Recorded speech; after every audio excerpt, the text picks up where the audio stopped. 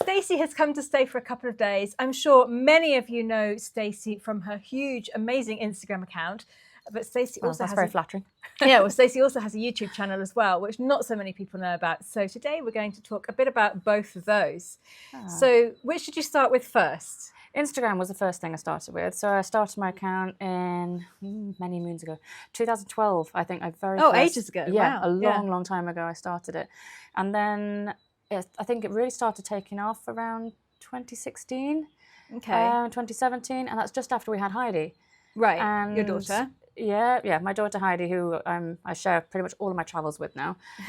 So yeah, we'd had Heidi, and then I found that I couldn't really, I don't know whether it was in my head, but I felt like I couldn't really travel abroad as easily anymore. So I thought, well, we'll just start exploring England a lot more.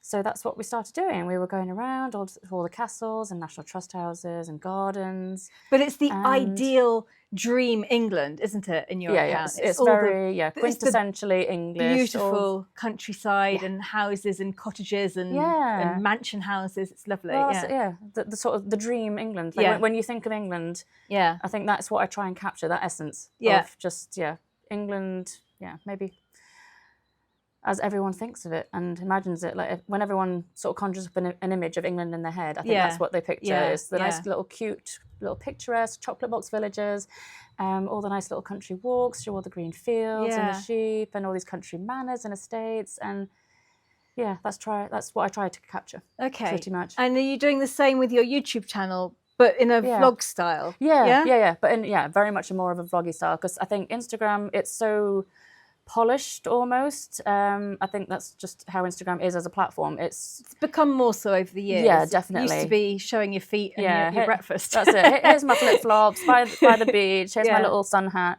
And then, now it's become a lot more, I think, polished and curated. Yeah.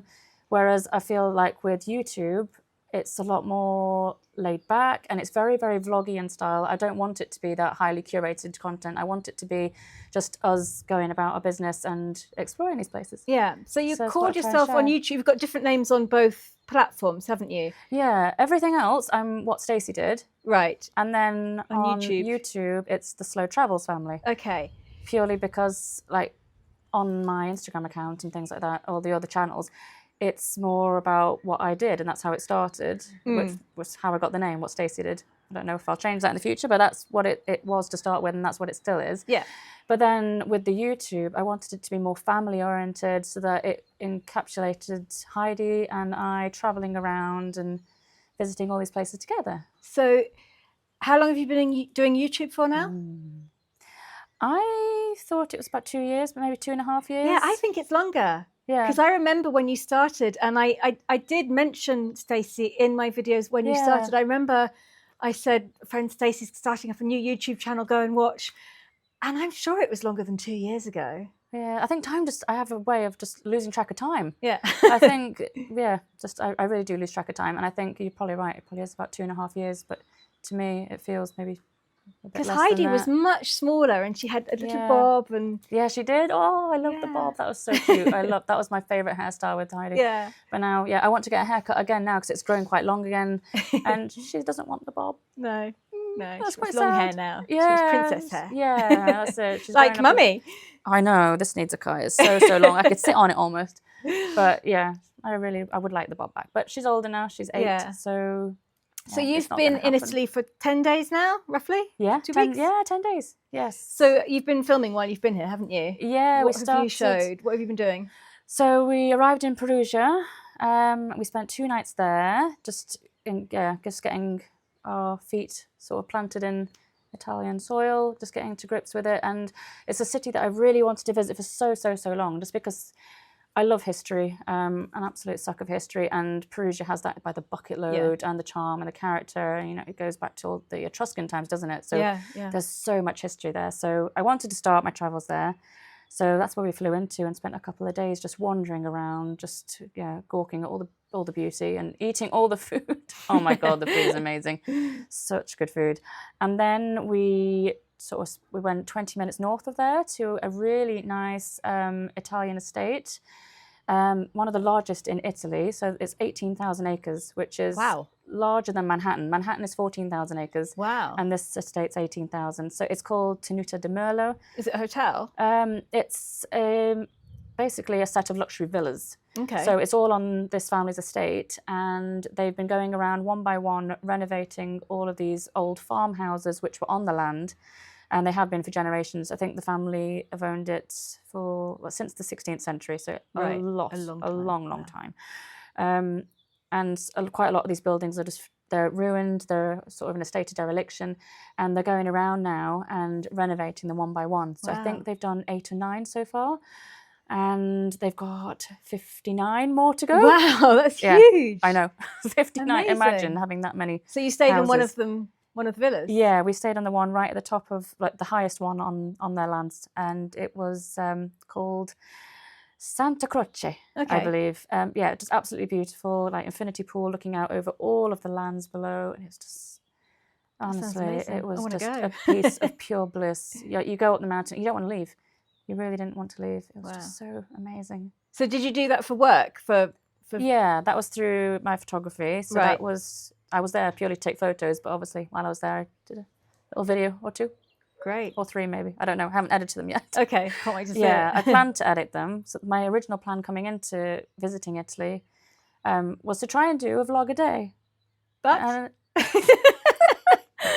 but I underestimated how slow the Italian internet is. Yeah. Yeah. So the first video I did took me, it was a 7-minute long video, and that took me 2.5 or 3 hours roughly. The next video I did, this is where I went wrong, was 36 minutes, I think. That took me 3 days of constant upload. Like the laptop was open the whole 3 days. I kept checking, and it would go up like 1 or 2%. So, oh my God.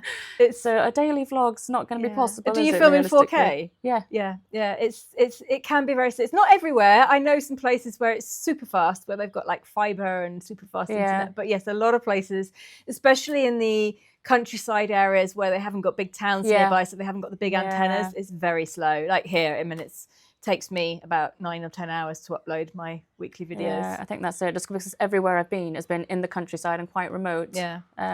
So yeah, it's been very slow. Okay. So that'll be upcoming. Yeah. At some when point, you get home. as and when, when I get home, when I'm back to fibre optic, and I can just go boop, and they're up. Easy. Yeah. Easy peasy. Great. Yeah. You've been here for a couple of days. Yesterday we went to Vico Pisano. It was the market day. Yes. We had a lovely time. It was also Marie's birthday. Yeah. And we went to have lunch with her, had a walk around the market, and had a really lovely day. And luckily we had very nice weather as well. Yeah, it was beautiful yesterday. Yeah. So this week's it's been very hit and miss, hasn't it? We've had a lot of rain showers and thunderstorms. Yeah.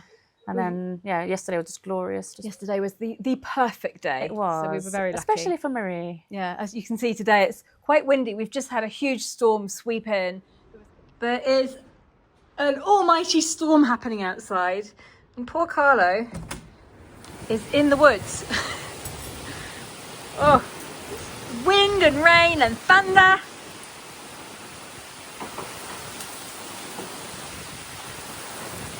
Oh, everything's getting wet. I have to leave it all out there. And now it's sort of clearing up again, but it's still very windy with the occasional thunder rumbling away in the distance. As long as it stays in the distance, that's fine. Yeah. So tonight we're going to go out for pizza. Yeah. A proper Italian pizza. Oh, that'd be nice. And we've just been relaxing today. It's been quite nice to just not do anything. Where do we go? Petuli? Petuli. Petuli. Okay. I can't say it. We went to Petuli this morning and had a little walk around. And I think you filmed a bit, didn't you? Yeah, I filmed a little bit. So hopefully we'll get a little video out of that. I've been very lazy the last few days. So I haven't filmed anything. Just enjoying some relaxing time. Yeah.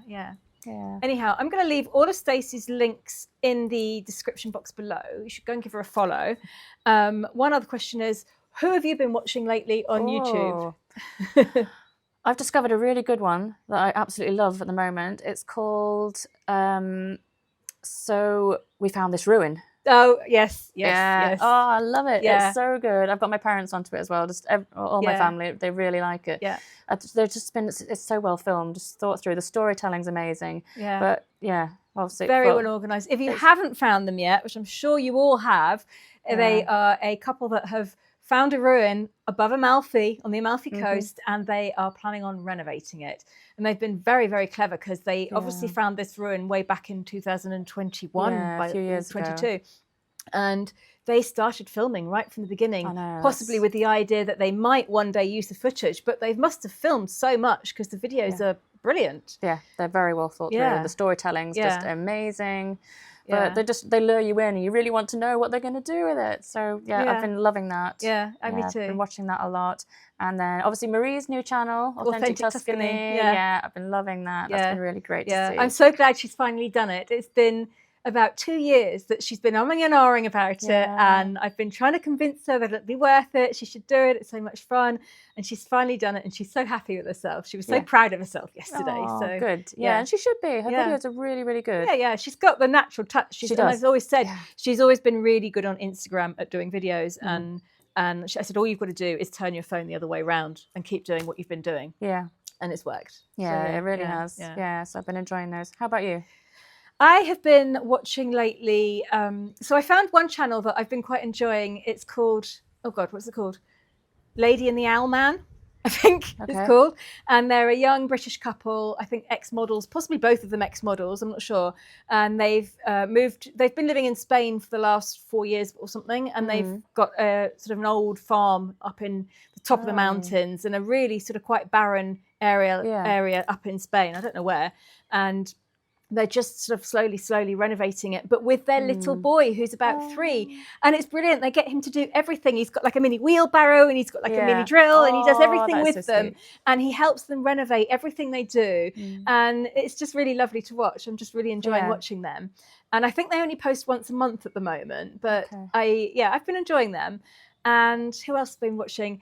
Doesn't really need any promotion, but Ed Pratt, he's an English guy and he's slowly releasing bit by bit. I think he's just released the last episode, his series where he travelled the length of the River Thames from the source to the sea in the water. Yeah, not for the faint-hearted. No, oh my God, the first video ends on such a cliffhanger. He goes through this tiny little tunnel where the water's channeled underneath the house, and he ends it where he's still in a tunnel. He doesn't know he's going to get out the other side, and it was such a good, just really, really good. He's a lovely guy, really, really friendly, really affable. And I think he was while he was doing this, and it was in June. I don't know if it was last year or the year before, but while he was filming it, he was TikToking it and Instagram storying it live, and as he gets a kayak for like the last part of the river, and as he's kayaking, people are stopping him and waving him down and giving him sandwiches and packets of crisps. Everybody along the river knows who he is and what he's doing, and he's so lovely to everybody. And I've just really been enjoying. I've been watching it with my dad. Yeah, when Dad's been here, we've been watching it together. But it's really, really good, and each episode's quite long as well. So I like that sort of thing where you can go along for the entire journey and you can see it all, and you just feel like you're there. You're part of it. Oh, you want to do it? I really want to do it. And I think me and Dad were interested in it because Dad last year attempted to walk the length of the Thames with a friend of his, and he did it the other way around. He started at the sea, and then they started walking up towards the source, and they never quite finished it because they ended up getting further and further away from home, and they were doing it in stages, obviously. So like once a week they'd go and do a big walk, and they got to the point where they were having to drive like 2 hours to get to where they'd start, and then they'd have to walk, and then they'd have to get back to the car, which was difficult, and then drive all the way back again. So they gave up after a while, but they did quite a long patch of it. And at over 90 years old, I think that's quite an achievement. Yeah, that is a hell of an achievement. At 92, like that is incredible. Yeah, that is really good. Well done to you. Yeah, I'd love to do something like that one day as well. I'd love to walk from Italy to England, but that's a huge undertaking. That's 3 something months. I would love to do. Would you do it with me? Yeah, I would. I would love to. There's a walk from Canterbury. Yes, the Via Francigena, and it passes by about half an hour from here. Oh wow! Yeah, let's do it. I'd love to do that. I've read all the books of people who've done it, and I've read all the blogs of people who've done it, followed the Instagrams account of people. I'd love to do that. Yeah, I've got a friend who did it, and it just sounds absolutely amazing. Yeah, just and stopping off at all the places and getting you a little passport stamp. Yeah. Maybe we can plan that for one day. Oh, honestly, that would be amazing. It does sound like quite an adventure. Okay, well, why don't we go and start now? Yeah, come on, let's go. Let's start with pizza. Okay, let's start with pizza and then think about it. Yeah, sounds a good plan. Good. Right, let's go.